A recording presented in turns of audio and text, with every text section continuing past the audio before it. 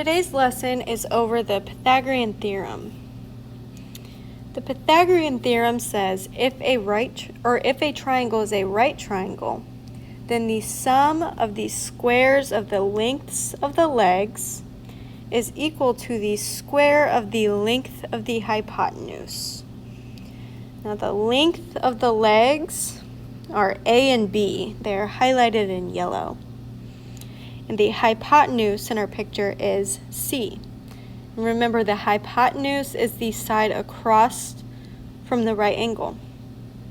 So if triangle ABC is a right triangle, then A squared plus B squared equals C squared. And again, that's where A and B are the two legs of our right triangle, and C is the hypotenuse of our right triangle. And I have a proof to show you guys over the Pythagorean theorem. On the left, I have triangle ABC, and I have the sides labeled to where A and B are my legs, and C is the hypotenuse. I am talking about this triangle right here. Now imagine I took that right triangle and copied it 4 times and rearranged those 4 triangles to form a square like I did on the right. So all of the sides A and B are around the outside of my big square. And the hypotenuse, which is C, the hypotenuses are in the middle and they formed a square inside of our square. We are going to take a look at the area of this big square we made. So area of a square is like length times width. So I could take this length times this length. And since this is a square, I know that all the sides are the same. So the length of all of my sides should be A plus B. So both of these are A plus B. And that's just segment addition. So the area of the square could be written as A plus B times A plus B. And if I FOILed this, or distributed, I'd take my first 2 terms, which are A and A. A times A is A squared. And then I'd take the outside terms, which is A times B. And then the inside terms, which gives me another A times B. And my last terms, which is B squared, or B times B. And then I could simplify my like terms in the middle. So AB plus AB gives me 2AB. And I have the plus B squared. That is one way to write the area of this square. I could also think of it another way. I could think of it in terms of the area of the triangles and the area of the square on the inside. So if I took the area of my triangle, so this triangle right here, that area is A times B over 2. And if we look at our square, our big square, we have 4 of these triangles. So I'm going to multiply this area by 4. And we said the area of the big square is the area of the 4 triangles plus the area of our inside square. And the area of our inside square is C times C, or C squared. If I simplify this, I could take the 4 and divide out a 2. And the 2 divided by 2 is a 1. So this simplifies to 2ab plus c squared. Both of these expressions, here and here, represent the area of the big square. So they should be the same. That means I'm going to set them equal to each other. So if a squared plus 2ab plus b squared, which is that first area we found, should be equal to 2ab plus c squared. And since I have a 2ab on each side of my equation, I can subtract a 2ab from both sides. So this is 0, and this is 0.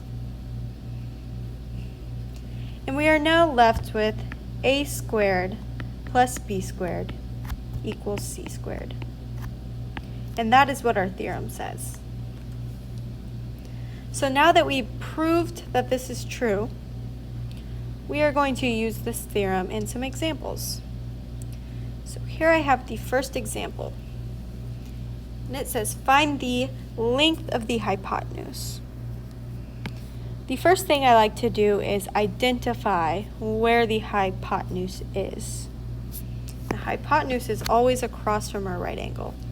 And I'm going to mark it with a C, because in our theorem, the C was the length of the hypotenuse. So this means our 4 and our 8 are our legs, or our A and our B. So if we use a squared plus b squared equals c squared, we would have 4 squared plus 8 squared equals c squared. And that's because our a was 4 and our b was 8. 4 squared is 16. 8 squared is 64 equals c squared. 16 plus 64 is 80 equals c squared. And I'm looking for c. So to undo c squared, I need to take the square roots of each side. And this gives me c is the square root of 80. And I want to go ahead and simplify this radical. So if I did a factor tree, I know that 80 is 8 times 10. 8 can be broken down to 4 times 2. And 10 can be broken down to 5 times 2. And I'm going to circle my prime numbers because I know I can't break them down any further. Then, of course, my 4 can be written as 2 times 2. Now you can go ahead and write this all under your radical as 2 times 2 times 2 times 2 times 5. I'm just going to go ahead and find the pairs that I can pull out. So I know I have a pair of 2's right here. I know one set of 2's will come out of my radical because the square root of 2 times 2 is 2. And then, let's see, I have another pair of 2's, ignore the 5, right there. So I know another 2 comes out of the radical because, again, the square root of 2 times 2 is 2. And that means our 5 is stuck inside of the radical. And this is 4 times the square root of 5.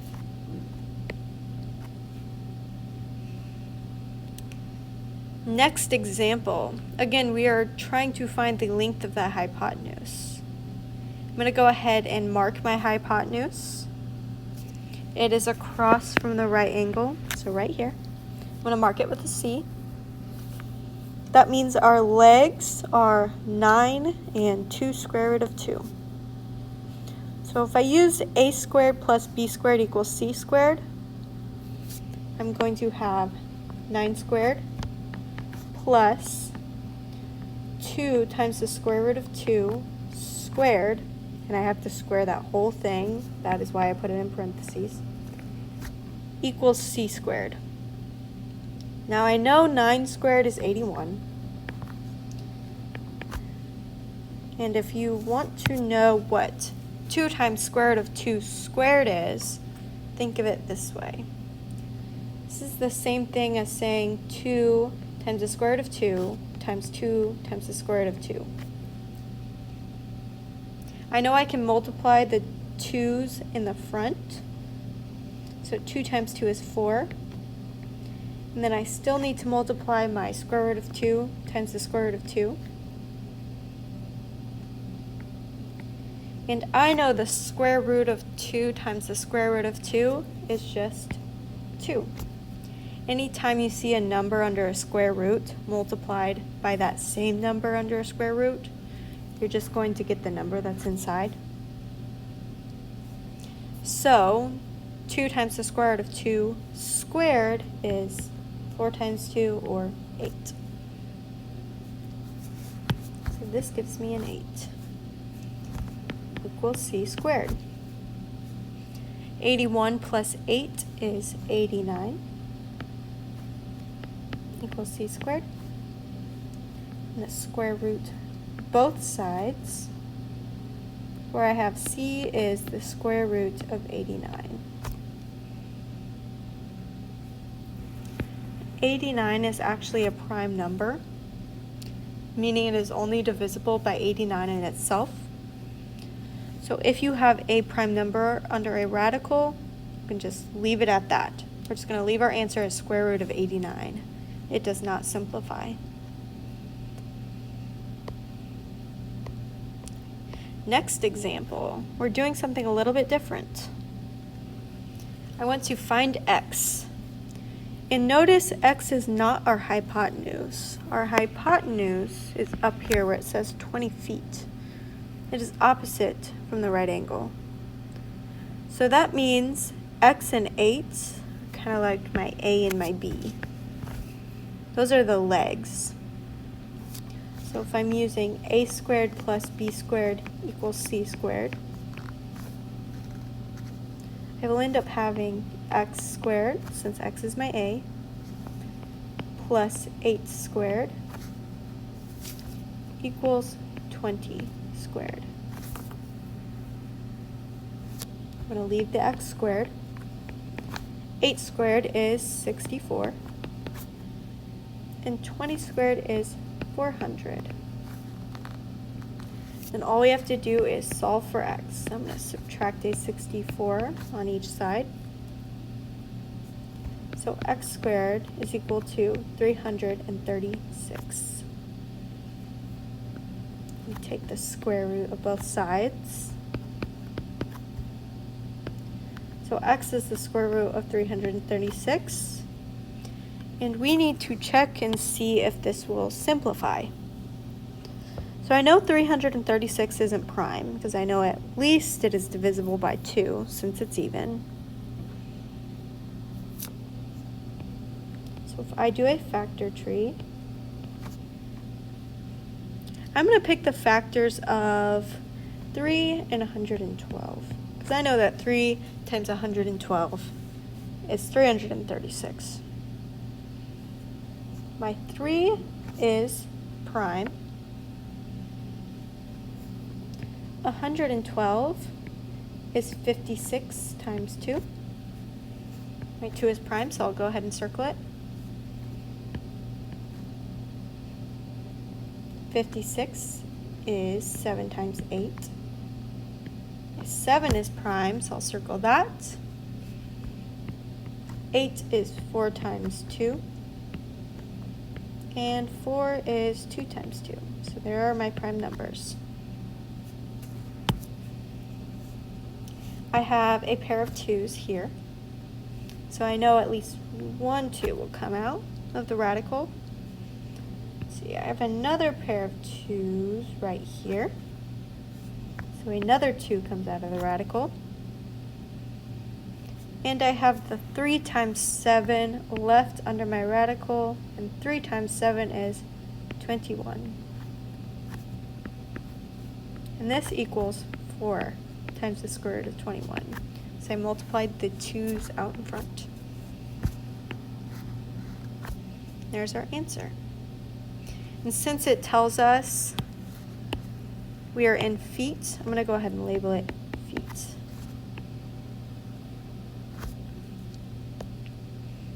Next example. We're doing the same thing. Our hypotenuse is up here where it says 13 inches, and I know that because it's across from the right angle. So that means our other 2 sides are our legs. So I'm going to call A this side and B this side. It doesn't matter which side is A and B, as long as they're the legs. So this gives me the square root of 11 squared plus x squared equals 13 squared. The square root of 11 squared is like saying the square root of 11 times the square root of 11, which is just going to give you 11. So 11 plus x squared equals 13 squared is 169. And then we are going to solve for x. So if I subtract 11 from each side, I get x squared equals 158. The square root both sides. X is the square root of 158. And I want to see if this simplifies. So I'm going to go over here and make a factor tree. I know 158 is divisible by 2 because it's an even number. So 158 divided by 2 is 79. 2 is a prime number. We can't break it down. And it turns out 79 is also a prime number. Since 158 broke down to a prime number times another prime number, we can leave it as the square root of 158. There are no perfect squares or pairs that we can pull out. So leave it as square root of 158 inches. We're working in inches on this example. Last example I have for you. In this picture, we have 2 right triangles. We have a right triangle on the right, so this triangle. Then we have another right triangle over here. I want to find x, and x is over here on this triangle on the right. I don't have enough information on the right to find x with Pythagorean theorem. Since x is the hypotenuse of that triangle on the right, I would need this leg, just 10, and the measurement for this leg, which we don't know. So I need the measurement of the leg in the middle, where I marked the question mark. So if you look at the triangle on the left, 8 is the hypotenuse, 6 is one of the legs. Where we have the question mark, that is the other leg of the triangle on the left. So I'm going to label it as B. And now we can solve for B. So if I used a squared plus b squared equals c squared, our a is 6. Don't know the b, so I'm going to leave it as b squared. And our c is 8, so we have equals 8 squared. 6 squared is 36. plus b squared equals 8 squared is 64. Subtract 36 from each side. And b squared is 28. So now I will take the square root of both sides. So b is square root of 28. Now, I could simplify square root of 28, but I'm not going to because I'm going to make it easier on us, and you will see why in just a second. So b is not our final answer. I know that this length now is square root of 28. Since I'm using that in a calculation and I'm just going to square it anyways, I'm not going to waste the time to simplify it. So now we have the information we need to solve for x. So 28 squared plus 10 squared equals x squared, because the square root of 28 and the 10 are my two legs, and x is the hypotenuse. So the square root of 28 squared is just 28, plus 10 squared, which is 100, equals x squared. So 128 equals x squared. Take the square root of both sides, and x equals the square root of 128. Now we can go ahead and simplify the square root of 128. So I know 128 is divisible by 2. And 128 divided by 2 is 64.